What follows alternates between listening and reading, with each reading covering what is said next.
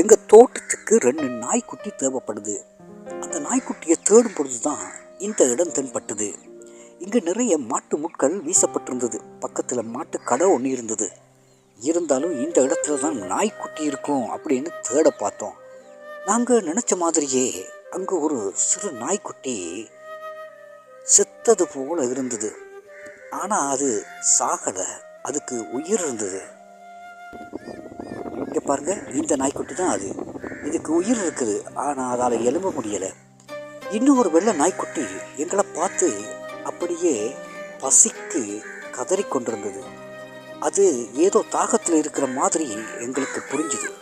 உடனடியாக அந்த வீதி வழியை எதிர்பார்த்துக்கிட்டு இருந்தோம். அப்போதும் ஒரு வயோதிபர் வந்து கொண்டிருந்தார். அவர்கிட்ட கேட்டோம், உங்கள்கிட்ட கொஞ்சம் தண்ணி எடுக்கலுமா, இந்த நாய்க்குட்டி பசியில் இருக்கிறது மாதிரி தெரியுது அப்படின்னு. அவர் ஒரு பொட்டலை தந்தார். அதில் கொஞ்சம் காண தண்ணி தான் இருந்தது அடியில். அதுக்கப்புறம் அந்த பொட்டலை திறந்து நான் தண்ணி எடுத்து நாய்க்குட்டிக்கு சொட்டு சொட்டாக அதில் வாயில் படுற மாதிரி விட்டேன். அப்போது அந்த நாய்க்குட்டி அதிக ஆவலுடன் அந்த தண்ணியை குடித்ததை பார்த்தேன். ரொம்ப தாகத்தோடு இருந்திருக்கும் போல். ஆனால் அந்த தண்ணி அந்த சொட்டு சொட்டாக வடிஞ்ச தண்ணியை நக்கி குடித்ததுக்கப்புறம் அது பெருசாக கத்தலை. இருந்தும் அந்த இடத்த விட்டு நாங்கள் நாய்க்குட்டியை எடுக்க விரும்பலை. ஏன்னா அது ஒரு பால்குடி வயசில் இருக்குது.